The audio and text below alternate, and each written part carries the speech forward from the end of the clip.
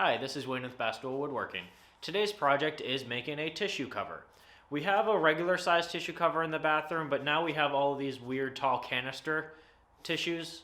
So I'm going to make a wooden cover for them. So I haven't really planned out what it's going to look like yet, but most likely like an upside down box with a hole in the bottom. But let's just see how it goes.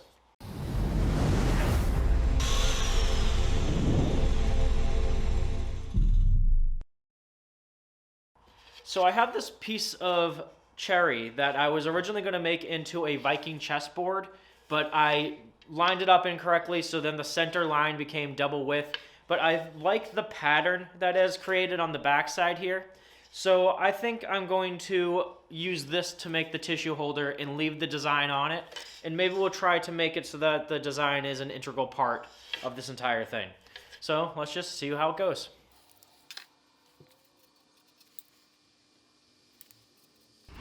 Okay, so I've got my measurements. It's just rough estimates of what the inside dimensions of the box I make need to be. So it'll be 8 inches by 3.5 inches, and that will give me plenty of room for, it will be easy to put the box over it, and it will be easy to fish the tissue through.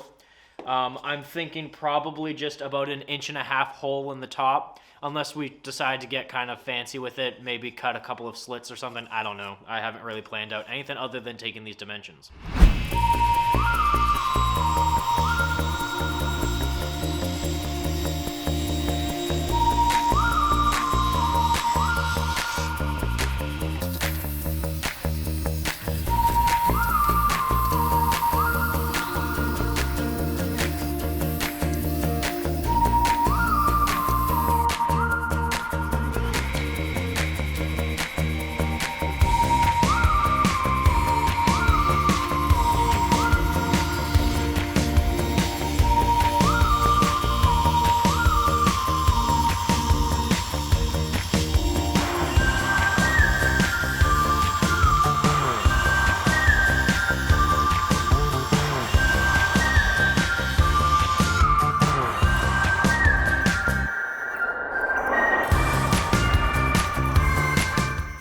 Okay, so my 4 pieces are now cut down to width, and I also resawed them to get rid of the hashing on the back of them.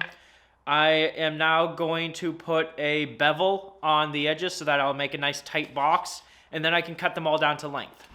In order to cut the bevel on both sides of each board, I took the zero clearance insert out of my table saw, replaced it with the factory insert, and I have set my blade to 45 degrees, which on this table saw is easier said than done. Since I replaced the motor with a 2 horsepower motor, I actually can't do full 45 degree bevels on any piece of wood. Sometimes I need to swap the motor out for a smaller one in order to be able to still have clearance of the table, because the motor actually sticks up above the table when this is at 45 degrees.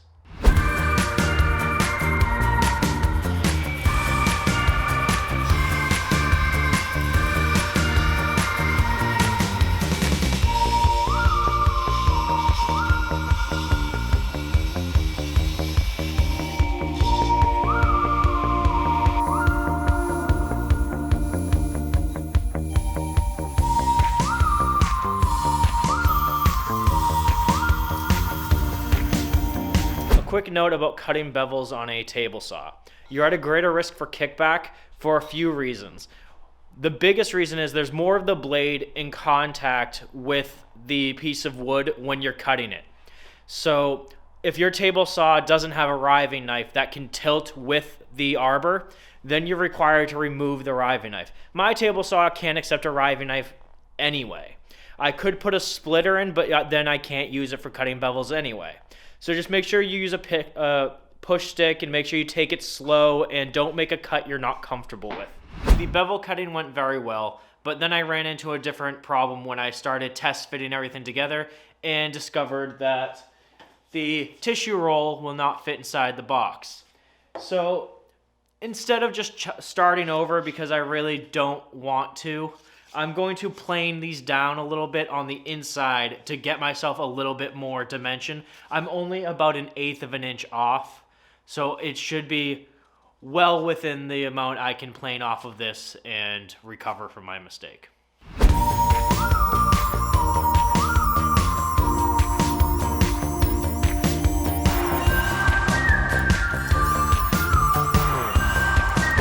that was successful. I was able to plane off enough meat on the inside to make the tissues fit inside, and it actually cleaned up the burn marks on the blade, so win-win. I'm going to leave this design on the outside. I will probably just hit it with another coat of lacquer to shine it up. But now it's time to cut it down to length. After all, I did decide to sand the front. I will stain parts of it, and then it will give me a better surface to work with. Now I'm going to cut all of these down to 8 3/4 inches long. That will give me the total height of my project. I then need to just put a quick little dado in the tops so that I can fit a lid onto this.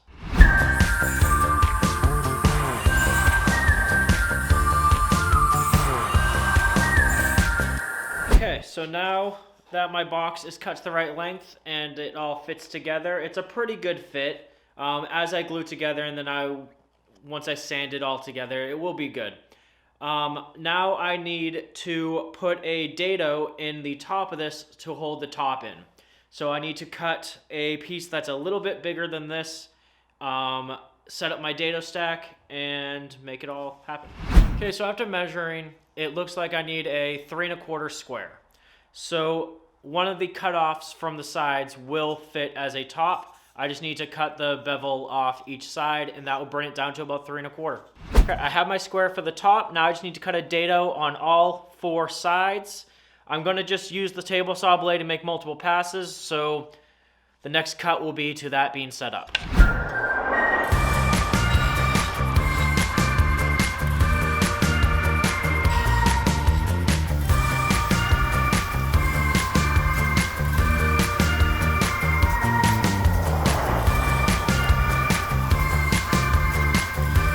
Now I just need to cut a hole in the center of my top. I think I'm going to use a 35mm Forstner bit.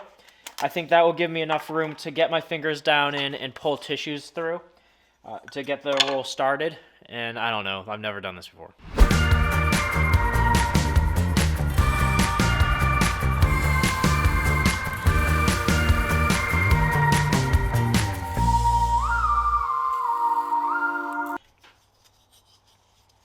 There you go. Okay, now all my pieces are ready to be glued and pinned together. I'm just going to use 1/2-inch pins to hold this all together while the glue dries.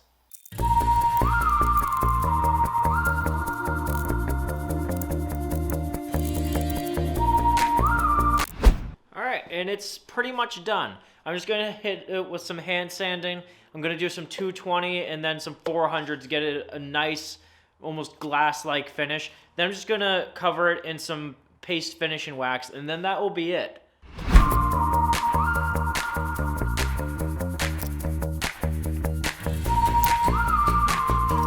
I always apply paste finishing wax on my table saw. That way when I'm done, I can wipe the extra wax into the table saw table, and it keeps it from oxidizing, and it also just makes everything glide over it smooth.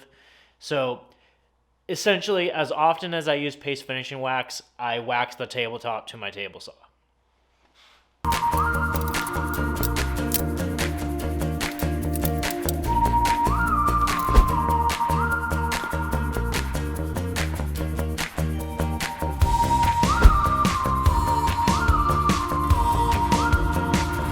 And there it is. I really like the way that it came out. I went into this without really having a plan. I just had some rough dimensions, and I kind of let the scrap wood decide what this would look like. And I actually really think it came out nice. It has some character to it, and it serves its purpose.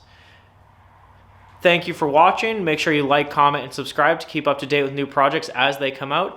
And until next time.